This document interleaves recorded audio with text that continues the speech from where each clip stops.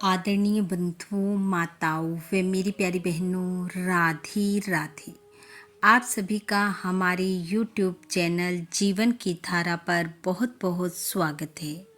बंधुओं, आज हम इस वीडियो में पद्मनाभ द्वादशी की कथा सुनेंगे, जिसे सुनने सुनाने से भगवान श्री हरि की कृपा से मनुष्य को अपनी मन इच्छा के अनुरूप फल की प्राप्ति होती है।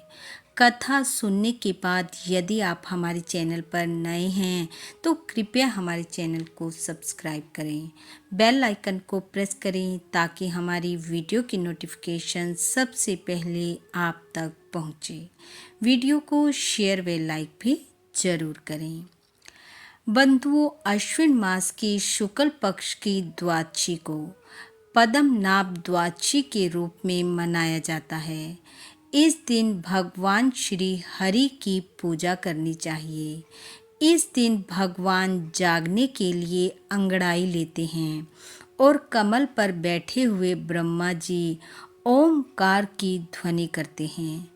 इस दिन भगवान की प्रतिमा को स्नान करवाएं, वस्त्र पहनाकर फल फूल से पूजा करें, धूप दीप से आरती उतारें, भोग लगाएं, ब्राह्मणों को भोजन करवाएं, वस्त्र दक्षिणा आदि देकर आदर सहित उन्हें विदा करें। जो मनुष्य इस प्रकार पद्मनाभ द्वादशी के दिन भगवान की पूजा कर कथा का श्रवण करते हैं, वे भगवान के श्वेत द्वीप के अधिकारी होते हैं और उन्हें अपनी इच्छा के अनुरूप फल की प्राप्ति होती है। आइए अब सुनते हैं पद्मनाभ द्वादशी की कथा, जो कि इस प्रकार है। कथा के अनुसार सतयुग में भाद्रशव नाम के एक राजा थे।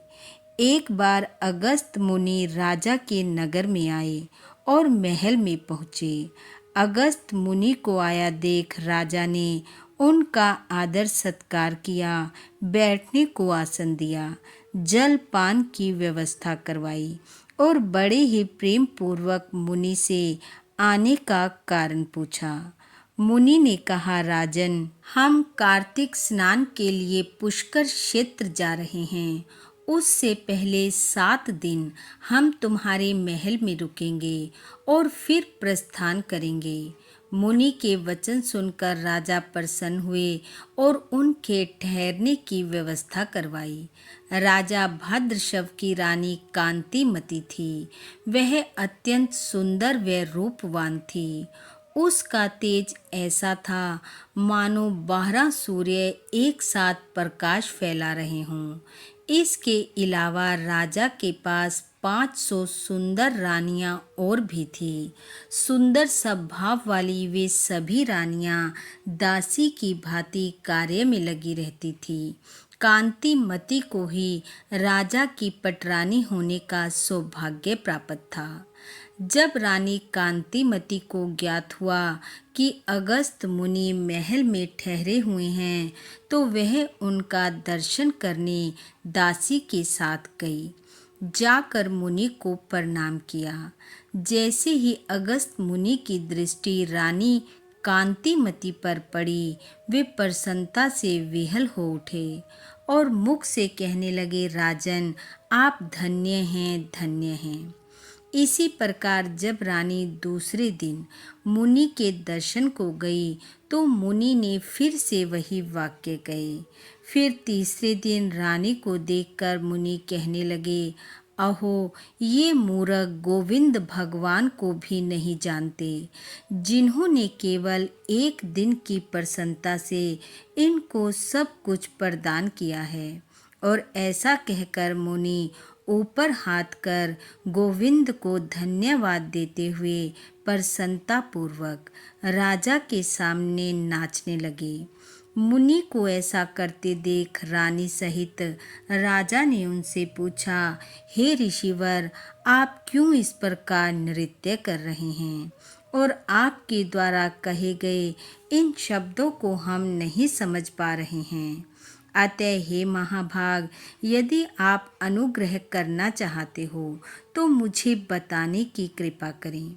मुनि ने कहा, हे राजन, पूर्व जन्म में यह रानी एक नगर में रहने वाले वैश्य के यहाँ दासी थी और तुम भी उस वैश्य के घर एक सेवक के रूप में कार्य करते थे।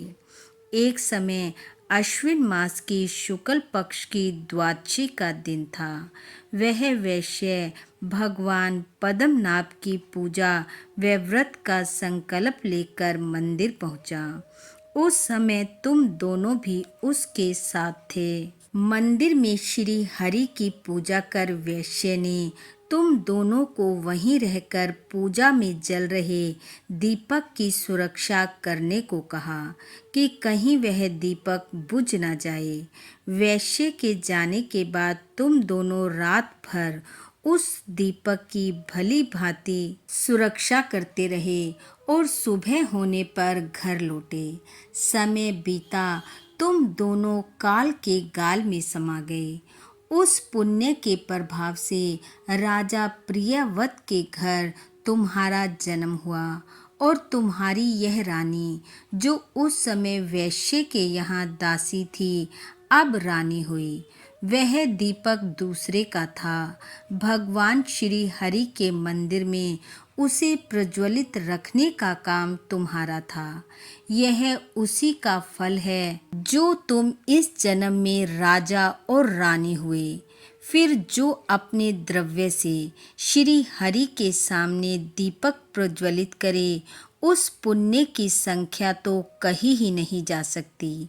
इसी से मैंने कहा, राजन, आप धन्य हो। सतयुग में पूरे वर्ष तक, त्रेता में आधे वर्ष तक तथा द्वापर युग में 3 महीनों तक भक्ति पूर्वक श्री हरि की पूजा करने से विद्वान पुरुष जो फल पाते हैं, कलयुग में उतना फल नमो नारायण कहकर प्राप्त किया जा सकता है।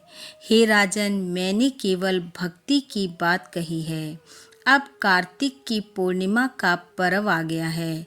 मैं पुष्कर क्षेत्र जा रहा हूँ।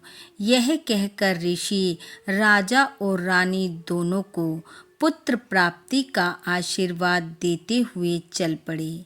राजा भाद्रशव और उसकी रानी दोनों ने पद्मनाभ द्वादशी का व्रत किया, श्री हरि का पूजन किया, जिसके प्रभाव से दोनों पुत्र पौत्र और उत्तम भोगों से संपन्न होकर अंत में भगवान पद्मनाभ के धाम को प्राप्त हुए।